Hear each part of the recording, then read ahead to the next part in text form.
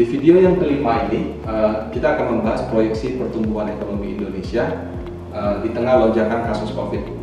Jadi sebetulnya sangat disayangkan, momentumnya sebetulnya lagi bagus-bagusnya.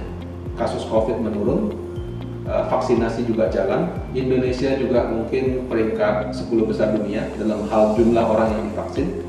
Tapi tiba-tiba di India ada lonjakan kasus, variannya katanya lebih gampang menular, lebih mematikan. Udah begitu dari masyarakatnya juga karena merasa mungkin terlena gitu ya, akhirnya mungkin protokol kesehatannya kurang dijaga. Nah, terjadilah lonjakan dan nggak cuma di India, bahkan di negara-negara yang kayak Singapura yang kadang-kadang kalau hari-hari nol ya, tiba-tiba ada 20-30 kasus. Mereka juga melakukan pengetatan kembali. Ya, jadi memang ada lonjakan kasus COVID yang terus terang orang tidak antisipasi karena orang berpikir dengan adanya vaksinasi seharusnya ini sudah pada satu titik yang mungkin sudah mencapai suatu saat akan selesai gitu. Nah, bagaimana dengan proyeksi pertumbuhan ekonomi Indonesia di tengah situasi seperti ini? Untuk 2021 ini ada beberapa proyeksi gitu ya. Nah, kelihatannya kalau misalkan ada lonjakan kasus COVID, kita punya proyeksi pertumbuhan ekonomi akan sulit mencapai 5%. Apa yang mempengaruhinya? Ya kalau misalnya ada lonjakan kasus COVID, kemudian dilakukan lockdown lagi, ya tentu akan bikin ekonomi tidak berputar. Contoh paling gampang kayak sekarang, Lebaran itu sudah mulai disekat gitu ya. Walaupun masyarakat yang tetap nekat pulang juga banyak, tapi pada dasarnya kalau misalnya aktivitas agak dikendalikan, itu memang akan agak mempengaruhi pertumbuhan ekonomi. Nah, tapi di sisi lain, kalau misalnya ada pengandalian seperti itu, inflasinya tidak terlalu tinggi. Ya, jadi inflasi kemungkinan antara 2 sampai dengan 2,5%. Kalau kemarin kita berpikir mungkin bisa mendekati 3% kalau aktivitasnya full, tapi kalau aktivitasnya itu ditahan, ya mungkin kita masih bisa di bawah 3%, gitu ya. Nah, jadi untuk proyeksi pertumbuhan ini, jadi tetap masih positif, tapi mungkin tidak bisa sampai dengan 5% seperti yang diharapkan. Apakah vaksinasi menjadi solusi? Vaksinasi sekali lagi itu adalah membuat kita kalau misalnya terpapar COVID, gejalanya ringan dan mencegah resiko kematian, bukan membuat kita kebal gitu ya. Dan apakah ada yang disuntik vaksin kemudian meninggal? Ya tentu dengan berbagai alasan dan berbagai kondisi, biasanya yang seperti itu akan datang. Vaksin itu menjadi penentu.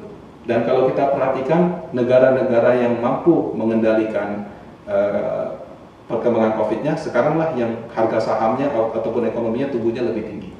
Ya, jadi memang vaksinasi tetap penting di tengah adanya varian baru dan kenaikan kasus COVID.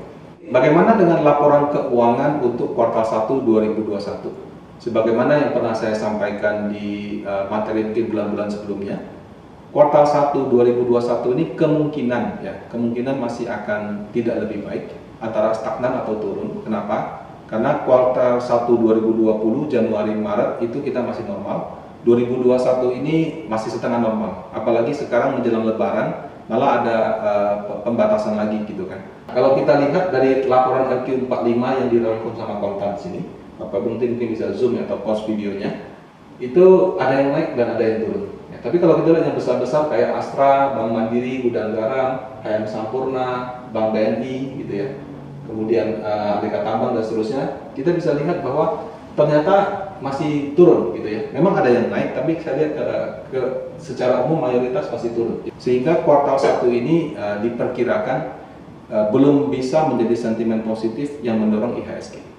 Nah, sentimen positifnya sebagaimana saya katakan akan datang di kuartal 2 karena diskon PPN untuk rumah dan mobil itu jalannya di Q2. Kemudian pemerintah mau kaji juga rencana untuk subsidi ongkos kirim. Nah, karena kalau ongkos kirim itu mungkin membuat orang belanja online-nya lebih agresif sehingga ekonomi berputar.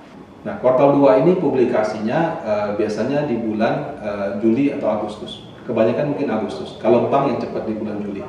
Jadi sampai dengan Juni ini kelihatannya sentimen positif juga masih belum banyak. Nah, yang terakhir, apakah ada ancaman-ancaman lain harus kita perhatikan gitu ya. Jadi ini ada data dari Bloomberg. Bloomberg ini dia memantau beberapa harga komoditi, ada jagung, ya, ada copper, ada aluminium, ada kayu gitu. Nah, kalau dia lihat data 5 tahun terakhir, harga jagung itu sudah lebih tinggi sebelum masa COVID. Ya, jadi dibandingkan 2018-16 sudah lipat-lipat bahkan. Nah, itu mendekati titik tertinggi tahun 2013. Kemudian copper juga sama, naik lebih all time high. Ya. Aluminium mendekati all time high-nya. Kemudian kayu juga ini. Nah, ini kan barang-barang industrial atau barang-barang bahan pokok produksi. Jadi kalau misalkan saya punya peternakan ayam, saya mesti beli jagung untuk kasih makan ayam. Saya punya pabrik perakitan, saya punya pabrik ini, saya mesti beli aluminium dan koper untuk melakukan mungkin perakitan mesin atau apa. Kalau misalnya di Amerika, perumahan-perumahan menggunakan kayu juga. Nah, semua ini kan harganya naik, tapi inflasi rendah. Berarti kemungkinan yang terjadi waktu harga bahan pokok produksi naik, sama pabriknya masih dia tahan nih. Jadi ibaratnya dia dulu bisa untung 100 karena harga bahan pokok produksinya naik, jadi untungnya misalnya jadi 70 atau 60. Nah, tapi kan nggak bisa terus-terusan. Kalau misalkan harga ini naik terus, ujung-ujungnya dia akan pas ke nasabah juga. Nah, hal ini bisa menimbulkan inflasi. Ya, jadi inflasi bisa datang daripada kenaikan harga-harga komoditas sebagai berikut. Jadi ini mungkin bisa menjadi perhatian bagi investor, karena kalau nanti inflasinya terlalu tinggi, itu juga akan muncul sentimen-sentimen negatif. Tapi di satu sisi, kalau misalnya ada lonjakan kasus COVID, biasanya harga komoditas juga akan turun. Jadi ya kita perlu melihat perkembangannya dari waktu ke waktu.